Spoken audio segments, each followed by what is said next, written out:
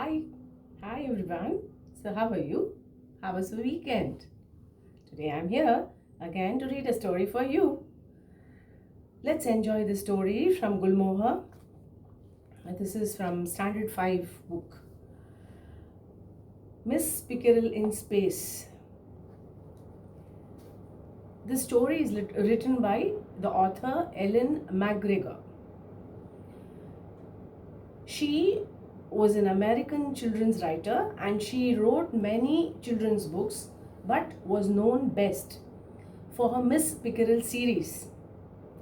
Through these books, the author wanted to write fantasy literature for children that discussed scientific facts in simple manner. Let me give you a background or an situation. You and your friend are on a bus. Both of you fall asleep and miss your stop. You get down at another stop and need to find your way. What do you think your friend will tell you? I'm giving you 3 options. Number 1, oh no, how are we going to find our way? 2, let us find someone to ask them for directions. 3, why did you wake me up? I was having such a wonderful dream. How would you feel if your friend's response was option 3? Now listen to the story. On her way home, after meeting her nephews and nieces, Miss Pickerell meets Mr. Haggerty. She gives him a lift in her car. He tells her that he is on his way to join a scientific expedition. What is an expedition, children? It's a journey taken by a group of people, especially to do some research or to explore a particular place.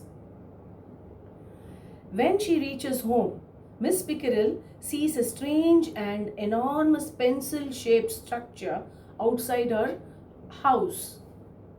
She sees 2 men going inside it with the help of a ladder. She then meets a young man named Wilbur, who tells her that the object is a spaceship.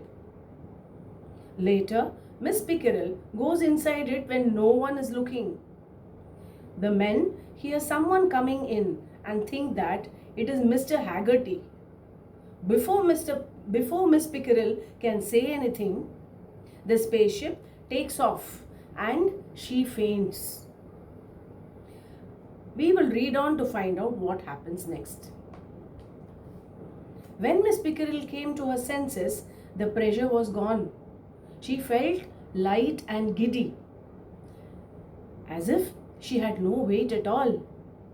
She was frightened and wondered if she dared to move.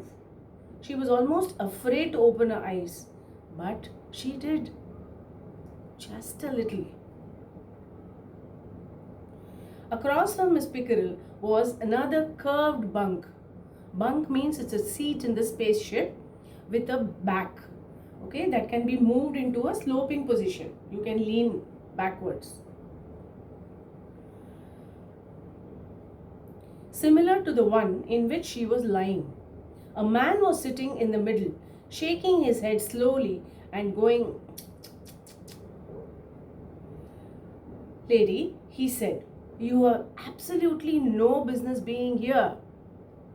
You had absolutely no business being here. That means, why are you here?" said Miss Pickerell. "What happened? Was there an explosion?" "Nothing like the explosion there's going to be when the captain finds it out."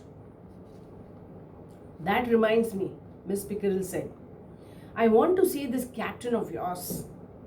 She moved her arm and started to sit up. Then the most amazing thing happened. The bare movement of her arm lifted her right out of the bunk where she was lying. The man reached out and pushed her gently back.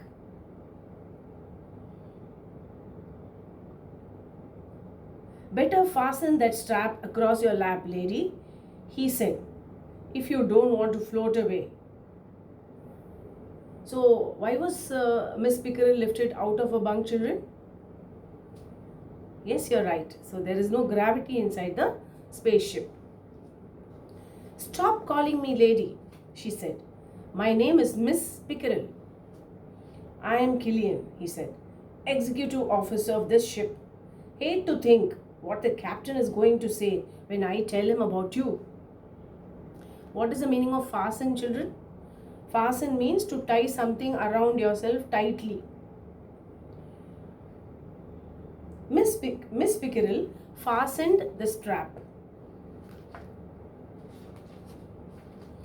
Thank you, Executive Officer Killian, she said. This strap does make me feel secure. Secure means safe. Just call me Mr. Killian.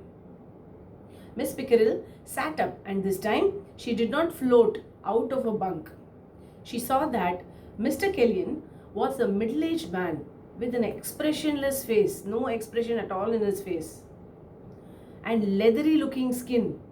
Even in his artificial light, Miss Pickerell could see that his brown hair had faded streaks. But she was concerned at the moment with her own sensations, how she felt. I don't understand what has happened, she said.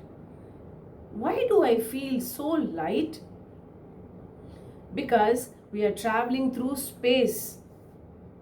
But we can't be, Miss Pickerell said. We aren't even moving. I can feel that we are standing perfectly still. Just seems that way, Mr. Killian said. We are moving all right, straight up. Forever more, Miss Pickerell exclaimed. You mean we are in the stratosphere? She had heard from her nieces and nephews about airplanes flying rapidly through the stratosphere high above the earth. I never imagined the stratosphere was like this, and I never would have thought this huge thing could really take off. Past the stratosphere, Mr. Killian said, long ago. Miss Pickerell said, I will send my nieces and nephews a telegram when we land. How soon will that be, Mr. Killian? And where are we going anyway? Be a long, long time before we land, Mr. Killian said darkly.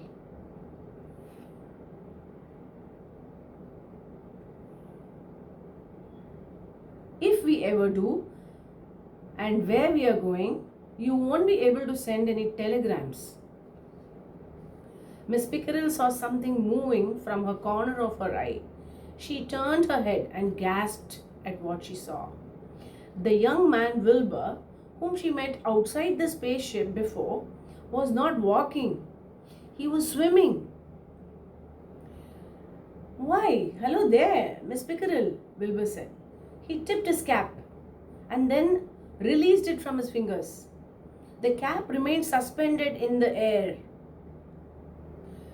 Forevermore, Miss Pickerell said. Wilbur turned to Mr. Killian. Did you tell the captain Miss Pickerell came with us? Was he mad? Mad means you're upset. Haven't told him yet, Mr. Killian said. Not supposed to interrupt him. Still busy over there in his own compartment. What's he doing there in any way? Writing a speech? Wilbur said. To give what? When we get back to Earth? To give when we get back to Earth? Might as well save himself the trouble, said Mr. Killian. We'll never get there now without Haggerty. Wilbur's face went quite white. He spoke in a hoarse, frightened voice. You mean we left Haggerty behind? Who's going to do the calculations for our flight? I am not, Mr. Killian said flatly. I can only tell if we are on our course or off it. Guess I would better check the instruments. He unfastened the strap which had been holding him down and floated across to the instrument panel. Wilbur, nervous and frightened, swam along close beside him. Neither paid any further attention to Miss Pickerell. She thought this was extremely rude of him. They hadn't even given her a chance to tell them that Mr. Haggerty was right down there on the ground, and all they had to do was go back and get him, if that was so important. As Wilbur and Mr. Killian floated away, Miss Pickerell decided this would be a good time to have a talk with the captain. The men might be afraid to interrupt him, but she certainly wasn't. Read the novel Miss Pickerell Goes to the Mars to find out what happens next. This story is adapted from Miss Pickerell Goes to Mars. Was it a good story, children? Are you curious what will happen after this? So definitely read the book. Bye. Enjoy yourself.